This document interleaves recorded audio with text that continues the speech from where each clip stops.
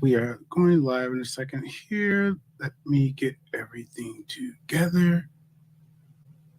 Now, I said I was going to put this story out, so I decided to do it and decided to work on it live. I'm going to do a video, a more comprehensive video later, but we'll go ahead and get started. I just want to check my audio. A more comprehensive video later, but we'll go ahead and get started. I just want to check my audio. A more comprehensive video later, but we'll go ahead and get started. I just want to check my audio.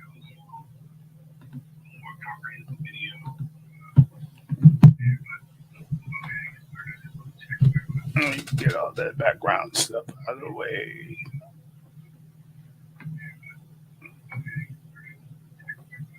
Get all that background stuff.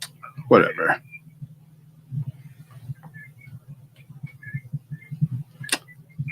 So I'm no longer in the basement, so I don't get my backdrop or anything like that. Okay, so I'm no longer in the basement, so I don't get my backdrop or anything like that.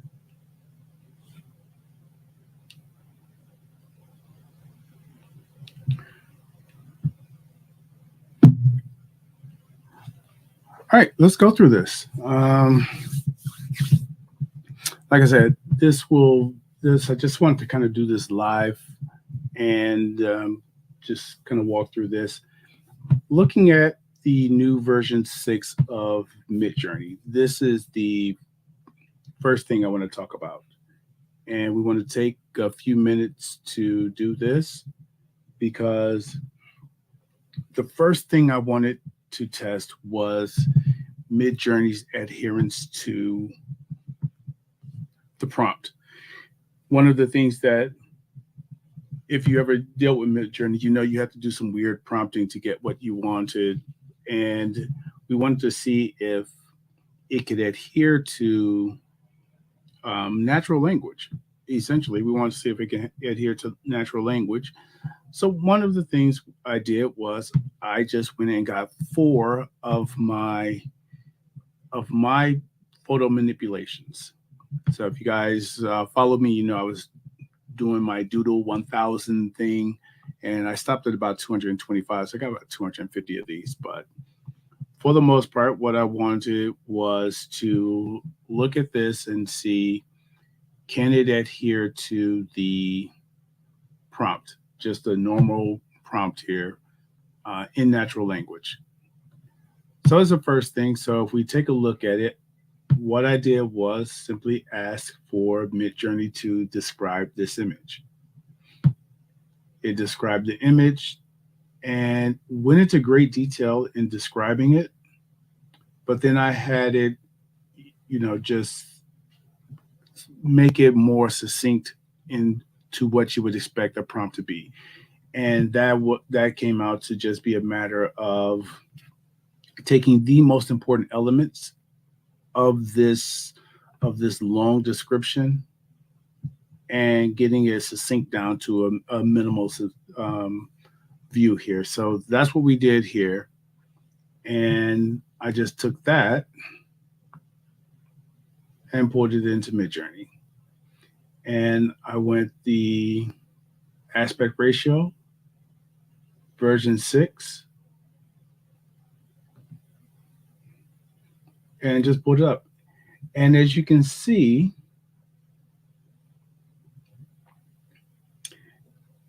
it's not bad. The only thing I will say is this. It is not, I will have to do some prompting to get it to look more like a photo manipulation and not a painting. But one of the things that we can see right away is that the composition, this is the number one thing I was looking for. The composition. This was pretty good. If we look at the scale of the monster and the scale of the wizard, that was pretty much on point. So that's part of it. Color, I guess we could do some more prompting to get the color closer, but overall the composition was pretty good with this. So I was pretty happy with this first outcome. Go to the second one. The second one, a little different. We have our description. And again, we get something closer to a painting versus the vector art. Okay. So that looks like a painting more than it looks like vector. And so I prompted it again. I came back, did a second prompt, and this time I did put in the 2D vector flat art. Now I'm going to have to do some more work to find out what it's going to take to get this to look closer to this. So we will do some we'll do some experimenting to get closer, but this is just me kind of playing around. And the other thing too is that this is Midjourney 6 alpha. And what that means is that it's not even in beta yet. So I'm not sure how much is going to change. So it's kind of hard to determine, what rules we're going to really apply coming forward in the next few months. But this just gives us a quick start of like what it looks like. Okay. This I was really happy with. And again, the only thing I'm doing, if we take a look at the prompts that I'm using,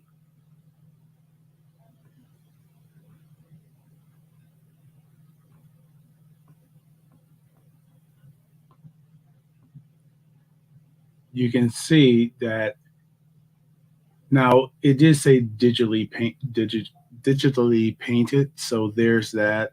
While we got that look, that paint look. For the next one, I specifically said photograph this time. And the one thing you'll notice that is fairly close, but the emphasis on the subject is a little off. Most of this is it's the scenery that's being played up, but I wanted the model to get played up a little bit more. So I did change the prompt a little bit, where this time I came in and what did I say? I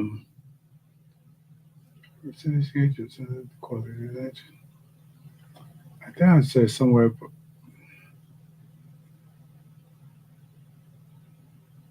Okay, here it is. So right there, that's where I put emphasis on the woman. Okay, so that changed it up a little bit. And here we go. So I did like this. And one thing I did discover with version 6 is that as you upscale it, it will clean up artifacts. So that's one of the things that we can look at. So it will clean up the artifacts when you upscale it. All right. And I came back, and this time with version 6, the difference with version 6 this time is that I'm still in version 6, but I use style raw. So the first time I came through, I used the default. The second time I came through, I used style raw. And what you will notice is that the composition is a little closer to the original. There isn't much deviation. You can see the wizard is on the same side each time. So on all of the images, the wizard is on the same side. So I thought that was pretty good. Came back again with style raw with my 2D version. And again, I thought of all of the 8 images that I got, to me, the closest was this one. I thought this came out the closest.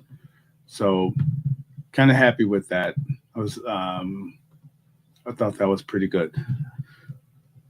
So the quick takeaway is that there is a difference between style raw and the default. There is a big difference between those two. So that's the quick takeaway.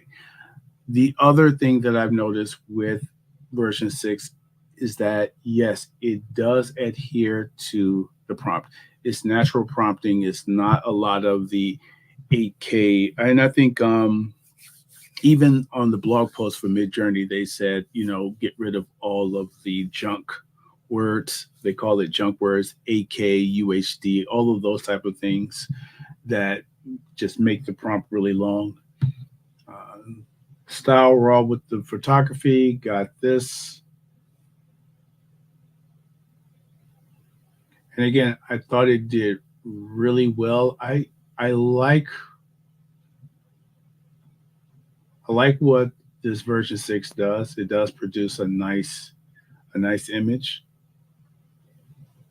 And just to, I guess, determine how good is volume 6, I went back to 5.2. So version 5.2, the exact same prompt, I got this. And you can see it's a totally different look. That right there kind of confirmed to me that there is a major difference between version 6 ability to take in natural language and create a product versus version 5.2. So this was my confirmation that there indeed is a major update to how Midjourney understands natural language. That was the main thing I wanted to look at because of the type of generation that I do. I need adherence to the prompt more so than the art style, because going to my story here, and this is the next impact. So I just want to spend a few minutes on that. Just wanted to spend a few minutes overviewing that. So just really looking at its adherence. If we go to the next, this was my rundown of how it, just a simple prompt and how it recognizes different art styles. I did this with the DALL-E 3 to see what DALL-E 3 did. And one thing where I think it kind of, where it stood out a little bit, modern Western comic style. In version 5.2, this was a harder lift for version 5.2. Version 6 seems to understand this phrase better than version 5.2 did. Version 5.2, I had to really manipulate it to get the type of comic look that I wanted, whereas version 6 did not. But this was my same rundown, oil painting, and it got pretty much what I expected. This was just cartoon, comic art style, concept art, anime, realistic. Now, fantasy. Nothing happened with fantasy. I didn't get no fantasy aspect at all. So whatever we have to do to get fantasy art, you're going to have to really be explicit with that, because just saying fantasy art style does not do anything in version 6. And cinematic still, which we expected. Midjourney is really good at that. Photography, really good at that.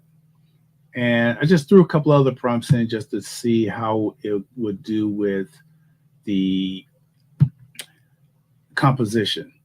Because one of the things for those who do graphic novels and cinema, a lot of different things, fantasy art, composition and camera angles is different because you want to change those camera angles. And sometimes Midjourney has a hard time. Everything is straight on. Dolly 3 has a hard time. You can get away with it. Normally, what it responds to is Dutch angle, high angle, low angle, overhead, and aerial. Those are the five that it understands, but you can never get it. I still really haven't gotten it to do the offset and 45-degree angles and different things like that. So it still doesn't do that. At least I can't control it that way very well. But um, but these were just some prompts that I had. Was looking at. This was my test of text. And I started with the book cover. And with the book cover, when you put text in, so from from Midjourney's perspective, you have to put it in quotes. Whatever text you want, put it in quotes. And you did that. And really, the prompt was a simple one. Book cover for a thriller. A woman facing away from the camera in the woods at night. Simple prompt, standard kind of look for this type of genre of books. Now, one thing in version 5.2, when you said book cover, it automatically put text in, and of course the text was gibberish. This time, I didn't get anything. I got the image, but I didn't get any text, even though I just said it's for a book cover. But having, I think, book cover image, I think really just it separates that. So I thought that was interesting. But the words, there are two things about the text here. First, you can see that it changed the look and feel of the actual image. And plus, I forgot to do the aspect ratio.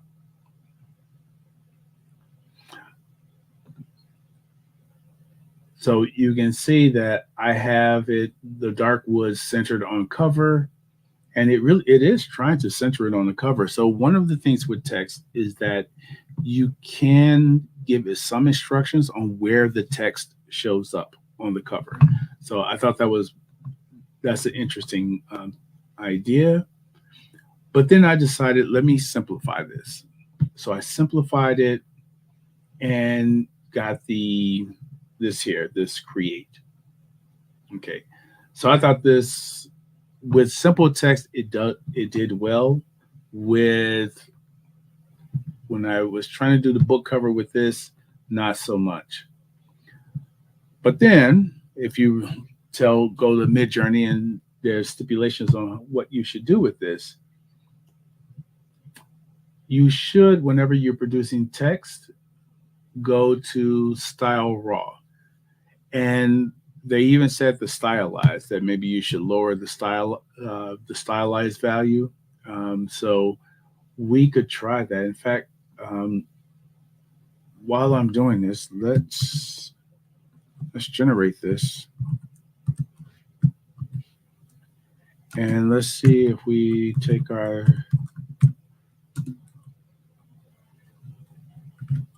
let's take stylized all the way down to 20.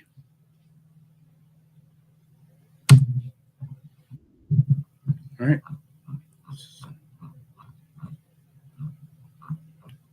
So we'll go back to that. We'll talk about this in a second here. This is my story that I'm running. All right.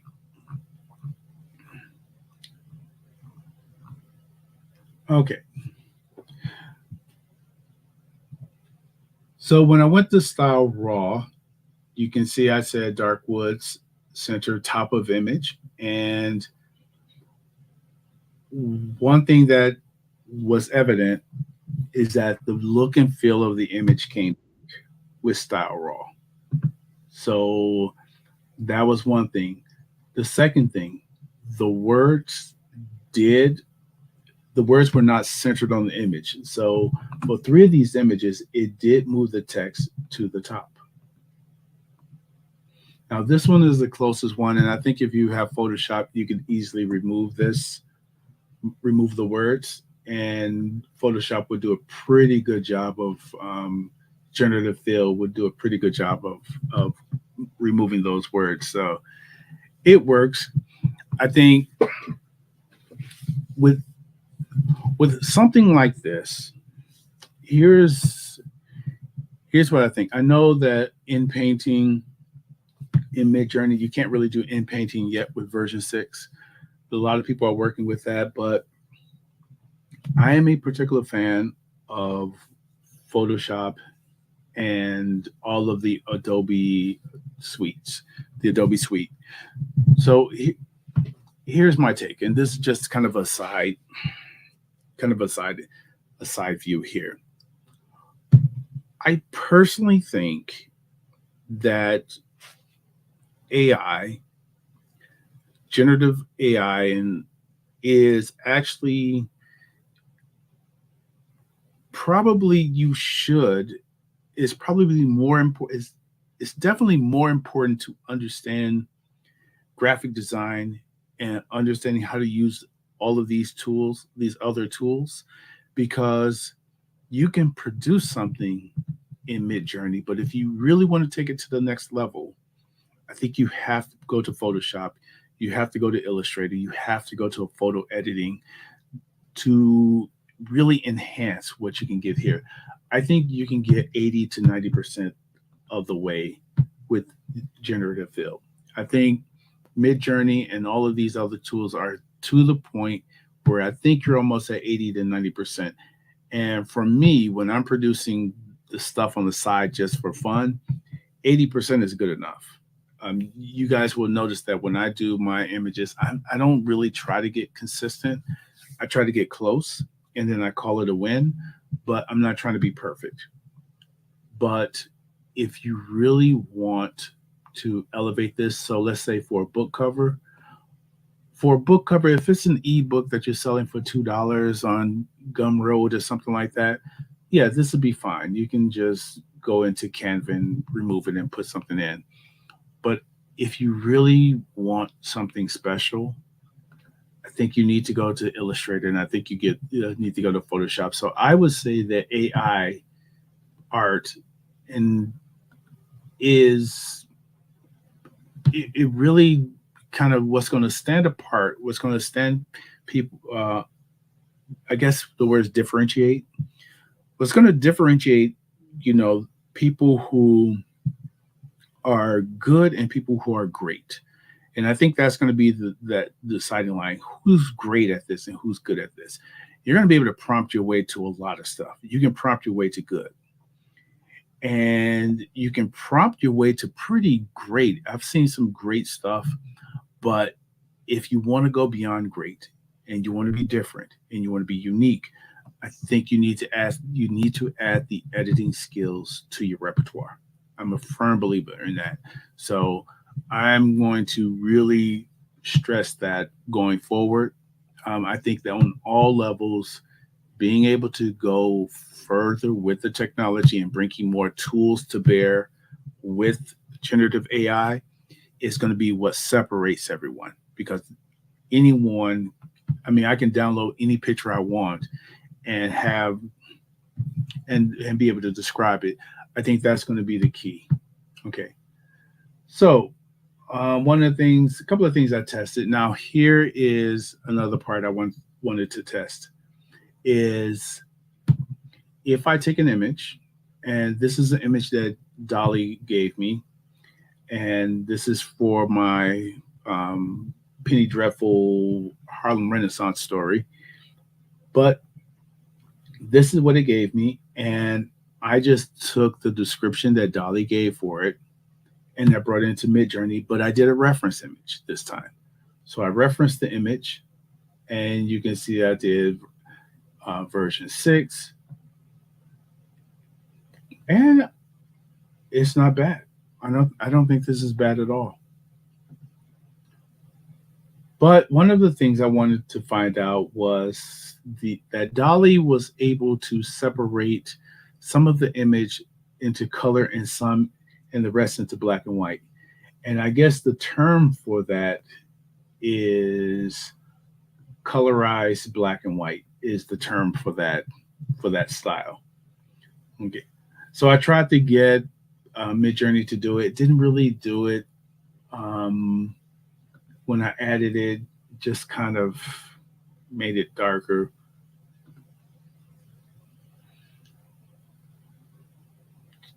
Put in the stylized. So I had version 6, went with raw and stylized 80. And so I got this. And this kind of the experiment I was going with is like, what am I getting when I change these values? Then I went to stylized 800. And if we look at 80,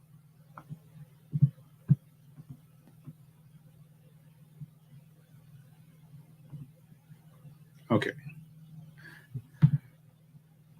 So if we look at 80 and 800, it's a big difference there. Um, in both of these, this is kind of what I'm looking for, but you can see the difference. It's really good. I like that. So, but there's that. And then I tried a couple other things, instructional design stuff. So just to see what it did. I wanted to test out because I've always wondered, does Dolly understand image hex codes? And it does not. So Dolly doesn't understand it. Midjourney doesn't understand it. So you just really have to use very descriptive words of those colors. And there is a link that I have of when you want a very specific color. There is a link. I'm going to test that out too with the colors. But I just tried out to see which words were going to dictate what I got. And interesting enough, when I said colors, tropical color palette, nothing really happened. It added more trees to it. That was the funny thing. It just added more trees. Okay. All right. So, overview. What do I think? Before I get into my werewolf story here, what do I think? I think there is a huge step up in version 6 understanding of language. I think that's evident. Stylized and style raw make a very big difference on the images. But this is the alpha version, so I don't know what beta and what the final product will be. But I do know that those are the two things that stood out to me, that I can be less technical in prompting Midjourney and maybe even use simpler language. But I'm going to keep running that because I think we just still have a ways to go. All right.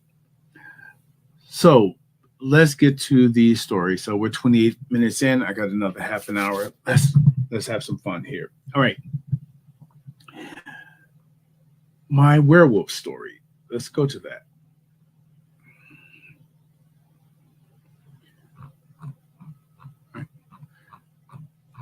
So one of the things that I typically will do with a story is that when I'm creating a story,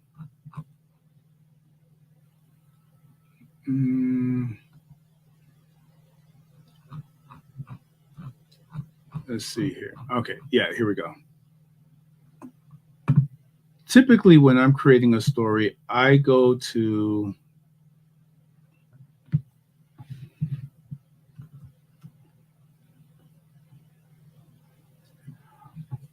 start with my GPT. So this is my image GPT, and it just comes in and says, I have a story. Great. Here's the story. So I start with my GPT, and then this is the story. So this is the story, and then Dolly 3 will then ask, then my GPT will then ask, okay, give what do the characters look like? And so I give it an idea of what the characters should look like. Okay. And you can generate this. You can ask it to generate it if you don't know, but I kind of knew what I wanted. Okay. So I get my that, and then we're looking for a style. And one of the things that's going to I'm going to have to change is that with Midjourney styles is going to be different. So it has to be phrased different because it's natural language now, whereas before I had to be a little more technical. So this part will have to change. And so we get the scenes. And so it says, and the way this GPT works is that it looks at who's in the scene. And if that person is in the scene, then it provides a description for that person. And I'm doing this for the consistency check. And then it gives me the art. And then it just runs through. I kind of said after number 2, what does it look like? This is not the look I was going for. So I knew right away that I was going to have to change this. But I decided to go ahead, let it generate all of the scenes. Okay. So I let it generate all of the scenes. And I got 56 scenes, but I wasn't going to try to generate 56 different images. So we just narrowed it down to the most important images in that story. This is what it determined were the most important images for the story. So that is what I'm going to go with. I then basically, this is some stuff I'm doing on the side here for some Python, do some flow, stuff like that. We'll talk about this later, but we pretty much got the scenes and everything, and then we just started generating those scenes. And once it was done, I took all of those scenes and I placed them into Midjourney.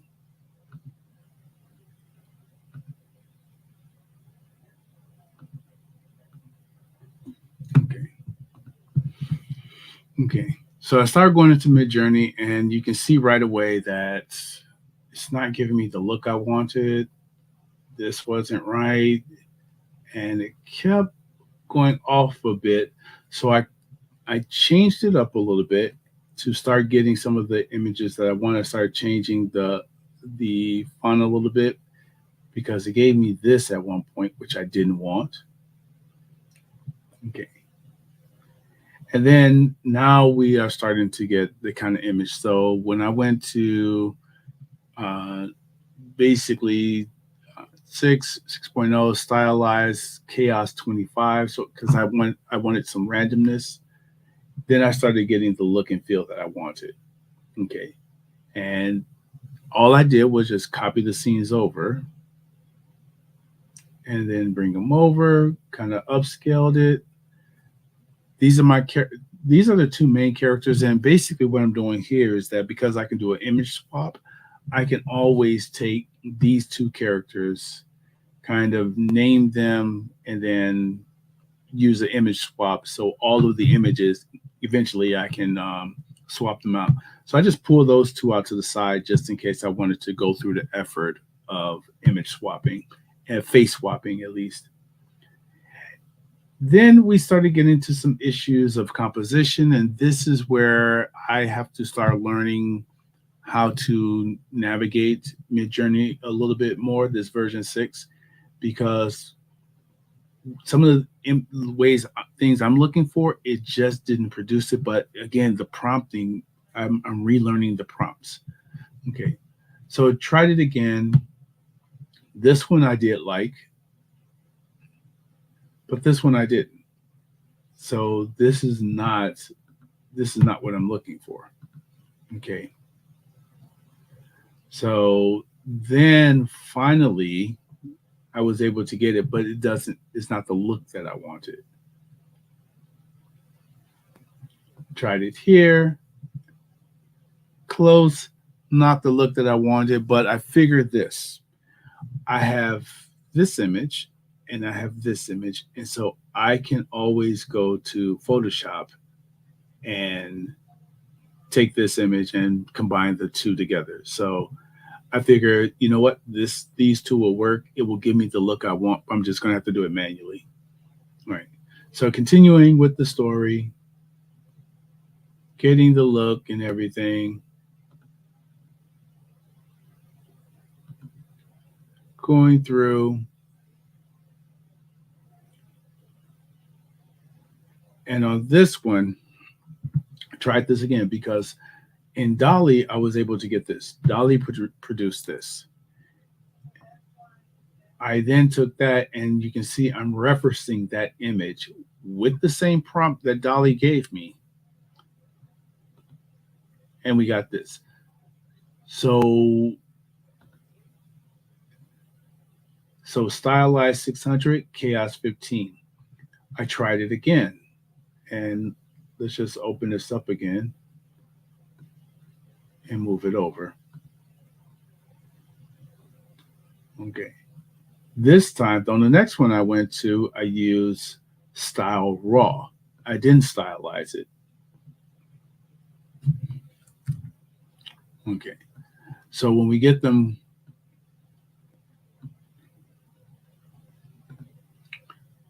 side by side, you can kind of see that that when you stylize it, you know, there's more there. But here's something that's interesting though too. How consistent the characters look across the board. I think if you I think with version 6, I think between image swapping and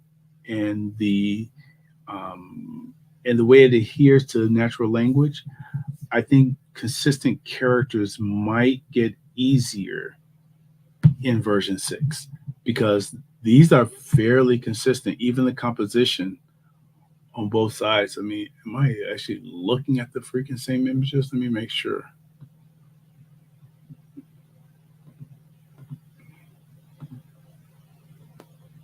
Because that was, oh, okay. That was my problem here and here. There we go. That's the difference. So stylized versus,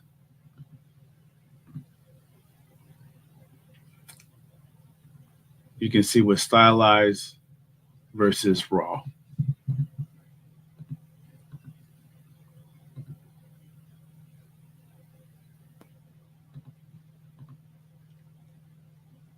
And on stylized, you can see it switched the composition on me. But with raw, it kept the characters in the same location. In stylized, it did not. It flipped them. Okay. Flipped the way they're looking and everything. So I think this is one of those things that you're gonna have to play around with. But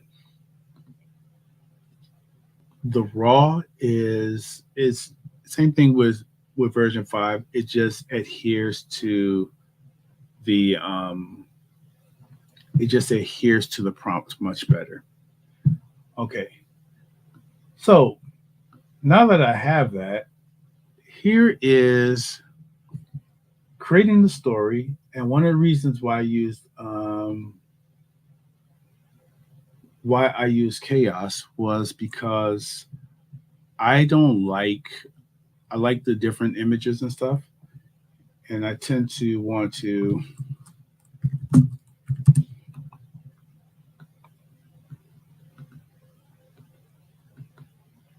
remove that. I tend to want to just download the 4 panels and be done with it. So here's something I do, and I might even share this.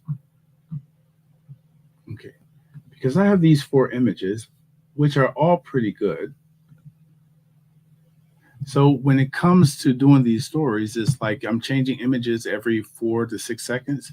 well, if I have four images that kind of look alike with different angles, well, this is at least 16 seconds worth of footage right here. So I might as well keep all four. So I'm going to do a save as, and I am going to put them in this folder here.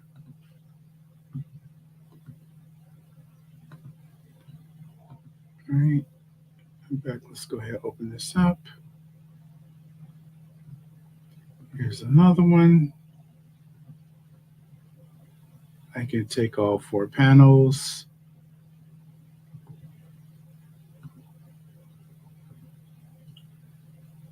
Save it there.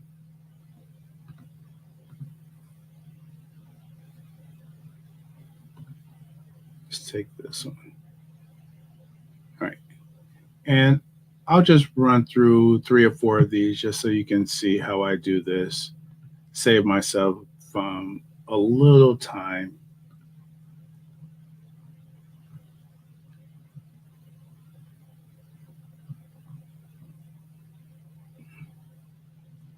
Yeah, we'll take this one.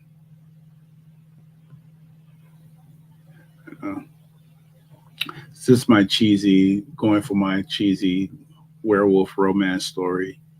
And one of the things that I often say is that almost any story can be made better with a werewolf. And we are going to test that theory. I'll test that.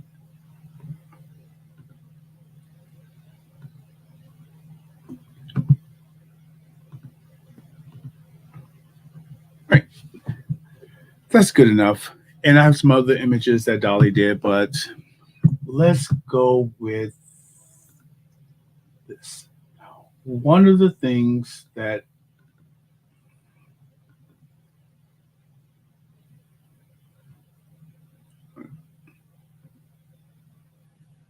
let's see, where did I save those to?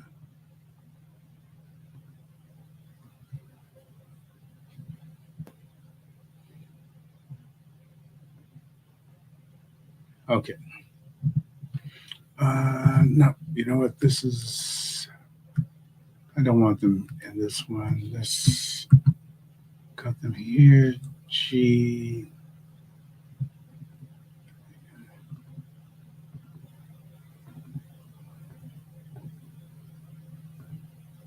All right. So I'm going to get rid of those. Okay. So I have these 5 images. Okay. And 4 panels each.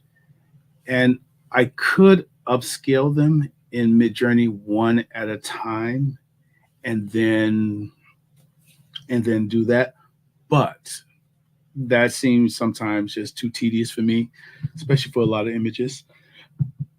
So what I did was this. You can see I have this input. So these are the panels. These are the input panels. And here's the output. And the output are my scenes. And so what I'm going to do is use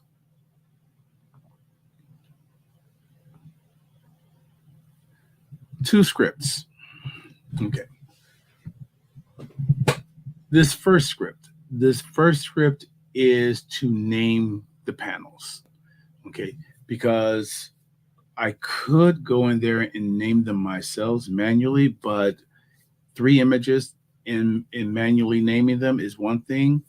When you have 20 or 30, that's something else. So I didn't want to do that. So this script will rename the files. This script will separate the 4 images. Okay, so you can see right here, we're going to create the 4 panels here. Okay, so I'm going to create the 4 panels and I'm going to save them in this folder. Okay, so it's saying, where's the input folder? Well, the input folder is here. Where's the output? The output is here.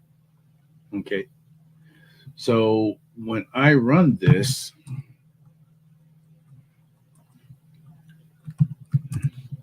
Now, I could run this in Vision Studio, but I don't like to do that sometimes. So maybe I'm just old school, but just go to GCD11 API, and then sizing. Okay. So the first thing to do is to run the panel naming code. So I go Python panel underscore naming.py.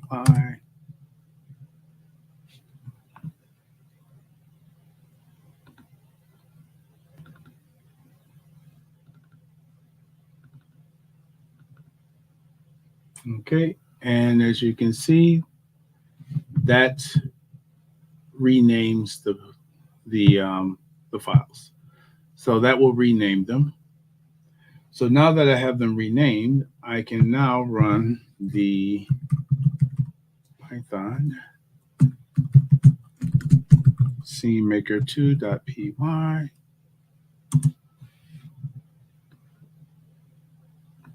And we come over here, we go to input, output, scenes, and you can see that it is separating all of the images here. Okay. 1, 2, 3, 4. So we got all 4. All right. So now we have, so in just a matter of seconds, I have my images. And now I can choose to upscale any of these individually.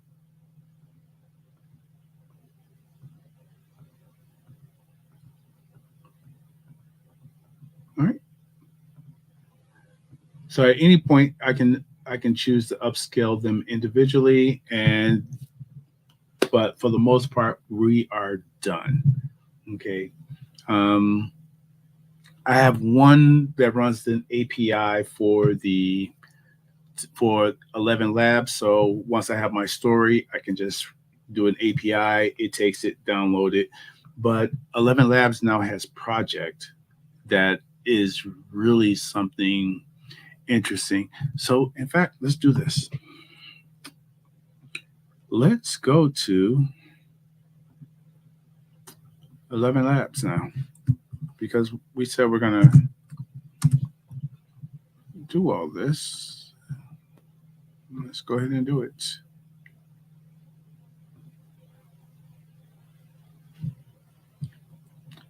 Okay, so let's bring in 11 Labs. Now, 11 Labs, and I need to do a tutorial on 11 Labs. I haven't really talked about this much because it's fairly straightforward, but here we go for 11 Labs. Projects.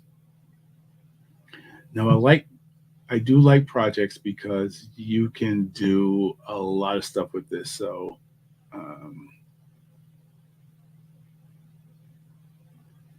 let's see here. Oh, am I in the wrong? Let me sign out here. I think I'm in the wrong.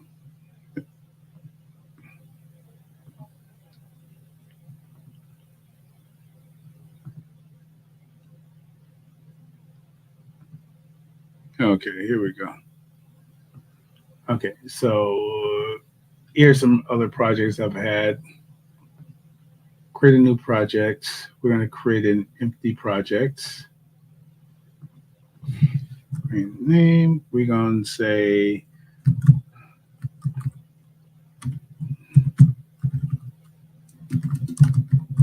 all right, Danielle, who do we want? Now, this is one of the things that we have to consider, like, who do we want?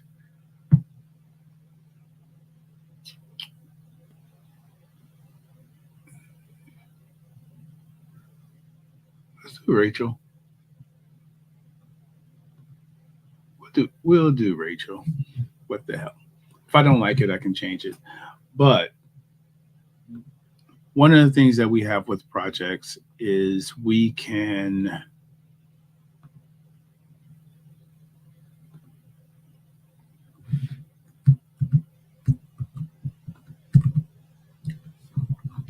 So this is a script, right? Now, obviously, I don't want fade in and cut to, but I don't even know.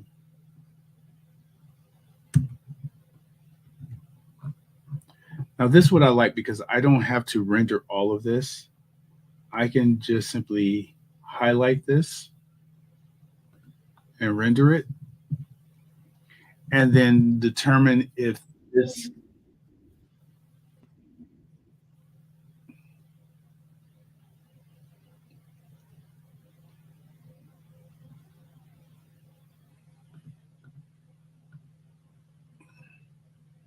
yeah, so let's see.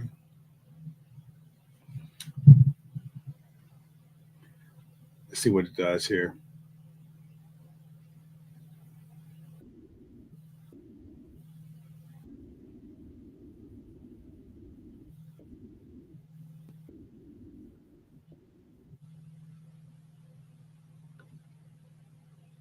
Yeah.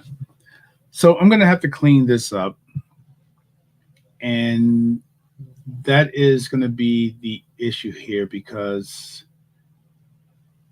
I'm kind of wondering how does it, how will it respond to this? Let's see.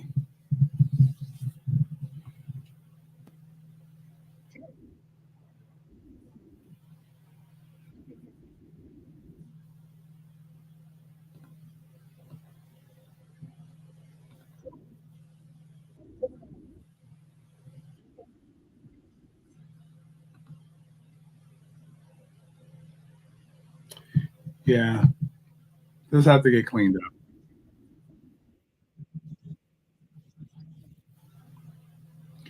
Okay, so we have to clean this up. Let's let's go to ChatGPT and ask ChatGPT to turn this, instead of having it be a script, we're going to have it read more like a novel.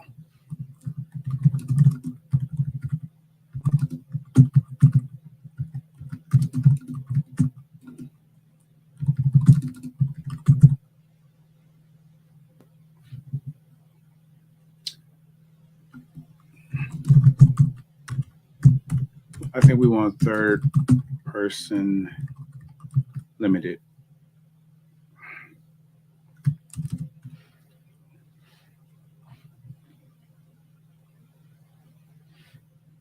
Okay.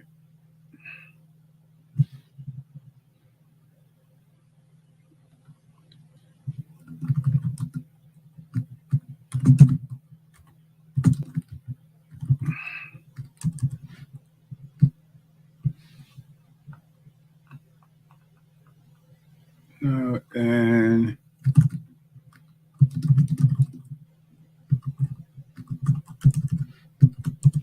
okay.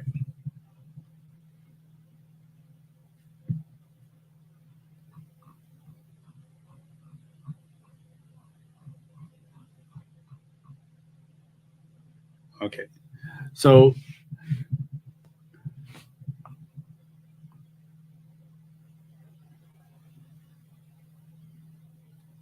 we're going to do that. And then I'm also going to go to Claude.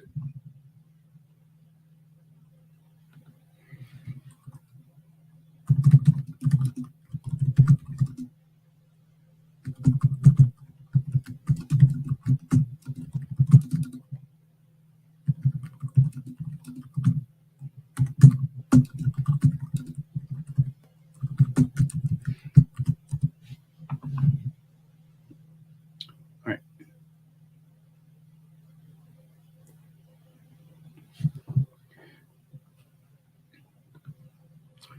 Now, here's the thing. What we did was we took this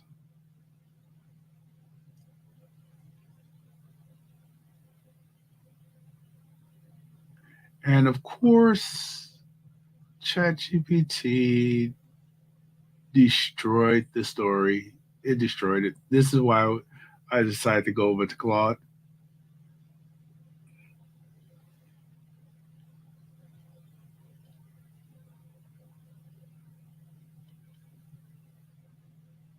Okay. All right. I think what we want is, let's see here.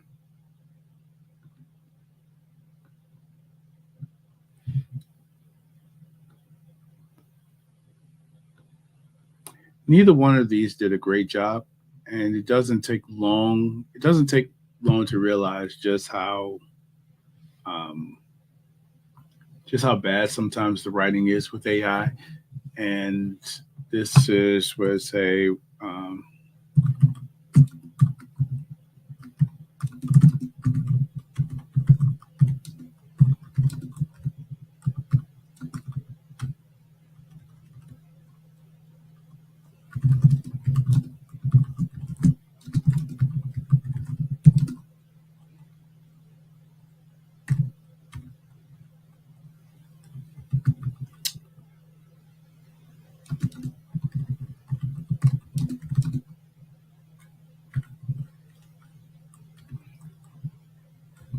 we're gonna say we want a 4,000 word story because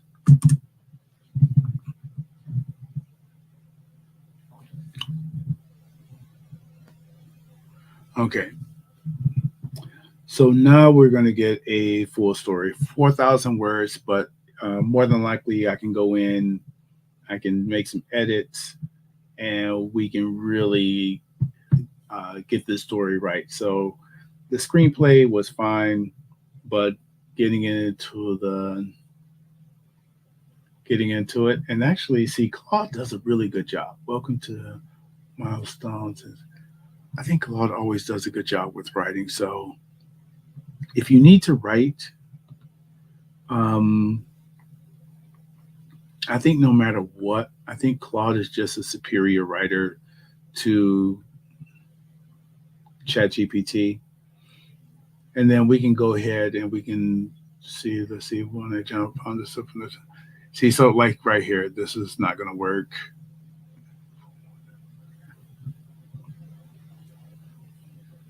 but we are getting, maybe we get 4,000 words. It told us it's going to write 4,000 words. We can test that theory to see if it actually writes 4,000 words because it'll say it wrote 4,000 words, and then it turns out that it writes only about 200. So, but you can see we are getting our story now. Is it any good?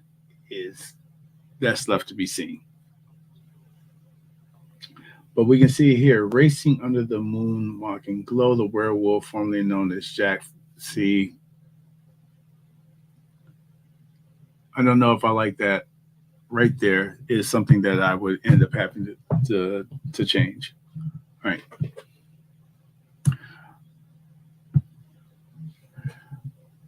All right. So that's looking good. Let's do this. All right. We have now. What else would I do? Okay. We've gone in. We have our story. We can just copy that.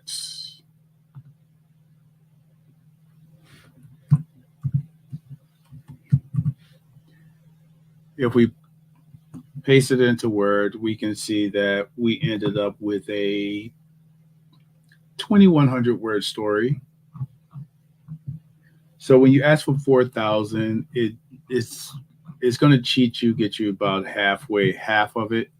So if I were writing this story for real, what I would do is I would not write the entire thing. I would have written out some story beats. Where do I want the story to go? But we did have a script. So it used that screenplay as like the story beats. So if it followed that closely, then we should have a fairly um, a story that aligns with the screenplay that we wrote. All right. So we have that. The next thing to do would be Envato elements because I need music.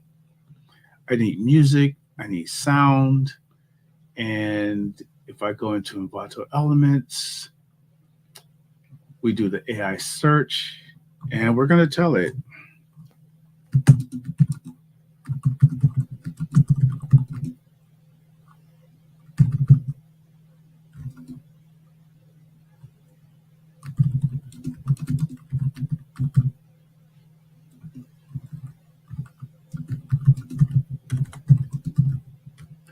No, this is a Christmas.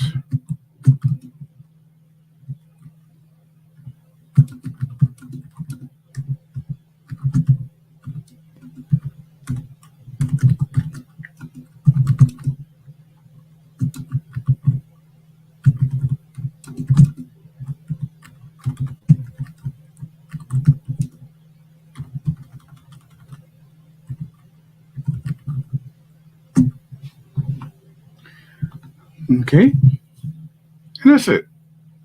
All right, so it gave me some stock video that I could use. Snowing weather. So if I actually want to throw some more video in, I can do it. Gave me some music. I don't know if you guys can hear sound from my laptop or not, so don't know that. But we got our Christmas music. We get some graphics. We get some fonts. Okay. So this alone will help me kind of produce it a little bit more. I want to know what videos I could add in. All right. All right. Not much on videos, but I don't really need them. Music is what I need. And then we would get very specific with the sound. Okay. We have cafes, we have shops, we have outdoor skiing, we have kids, we have Christmas, we have running through the woods. We have a lot of different things. And so we'd have to go in and find all of those sound effects. And so we would do that. And then we'd go into we get our story, we get our images, and we do all of that and put it all together. So that's how I would do it. All right. So that, my friend, is my live. Let me see here. So I would do all of that. And then it would be a matter of coming into Premiere and getting all of it edited. So that's kind of the process of what I do. And then if we go back to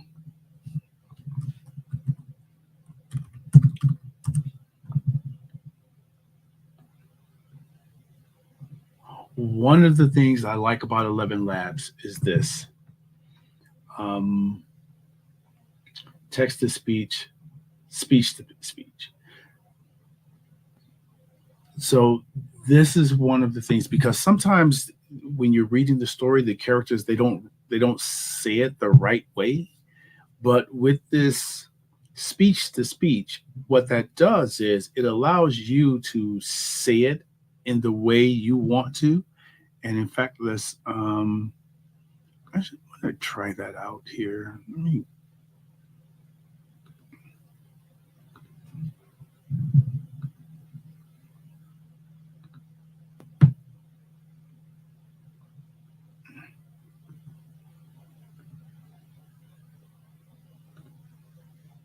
I think I want to try that out. Let's take our story.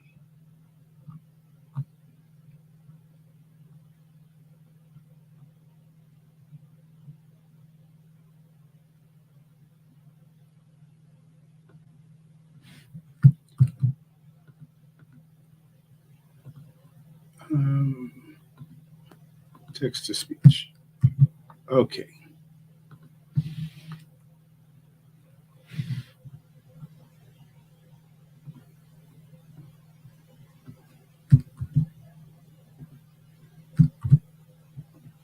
Let's see how well it does.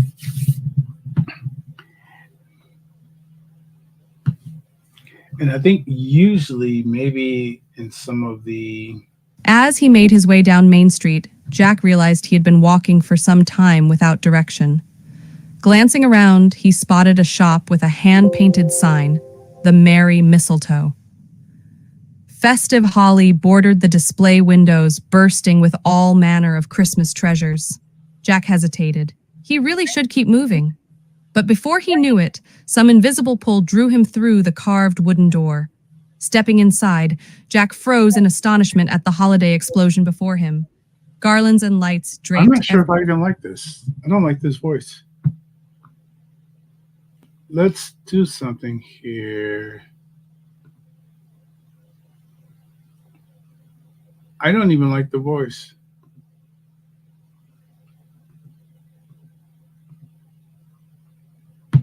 I think we need to find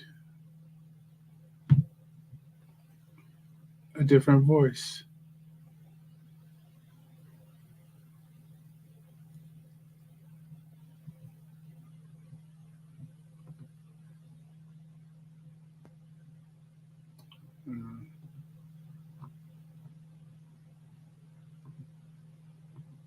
Let's go to the voice library, see.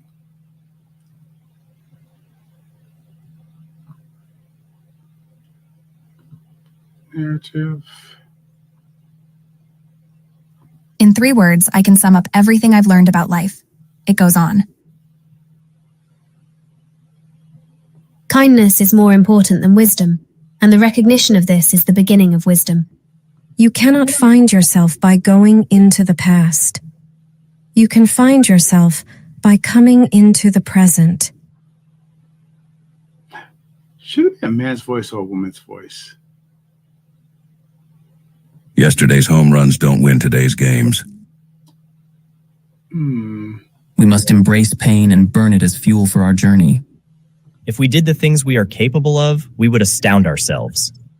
I believe that we are fundamentally the same and have the same basic potential.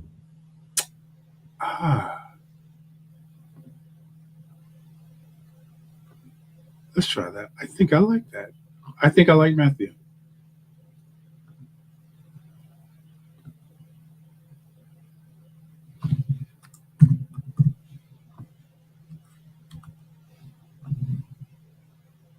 Calm, peaceful.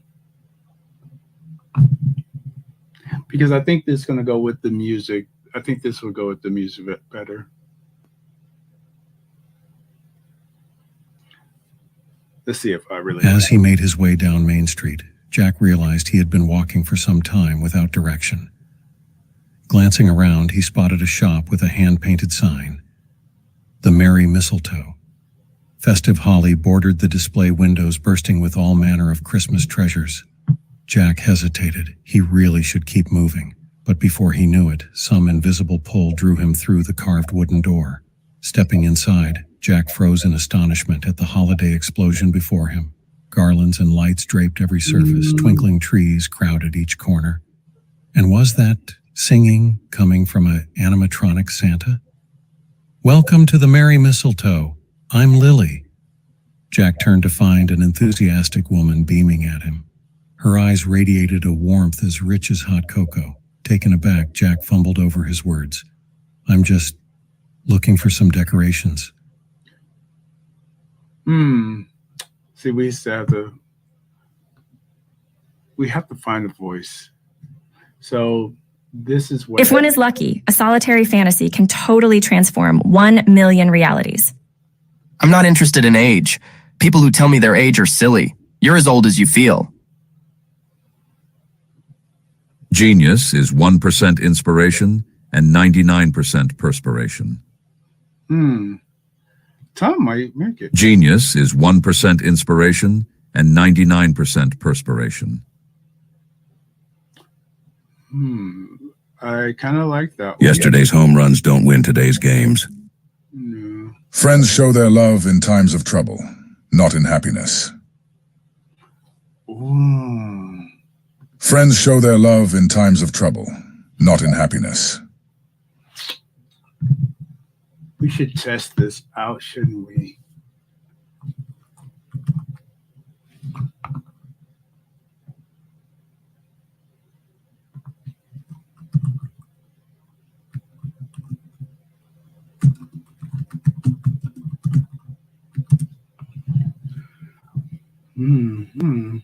Audio Jungle. Audio Jungle.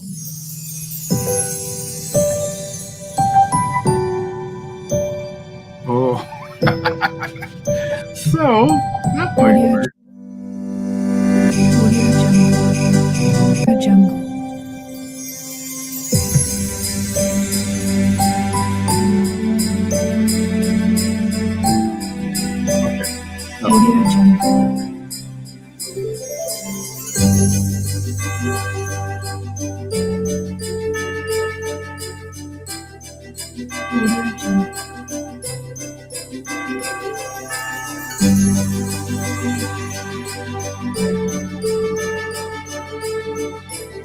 Let's try this.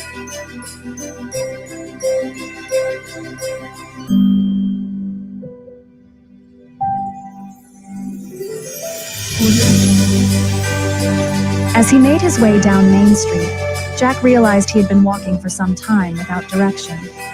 Glancing around, he spotted a shop with a hand-painted sign, "The Merry Mistletoe."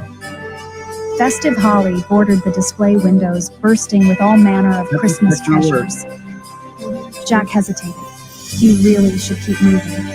But before he knew it, some invisible pull drew him through the carved wooden door.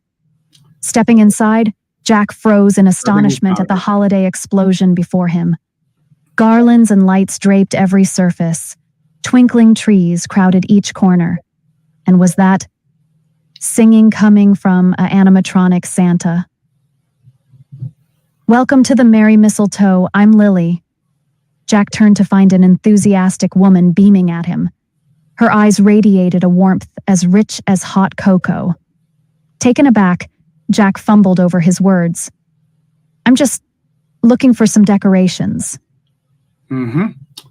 Yes, Julie is the one. All right. So we have our theme music. We have Julie. We have our voice. We have our story. We are ready to go. So now everything comes together. So kind of a lot. I'm over by a half an hour, but just kind of wanted to, it's Friday anyway, what the hell. I doubt if anyone ever looks at the whole thing again, but I will kind of go through this, cut this live up into some smaller bits of some of the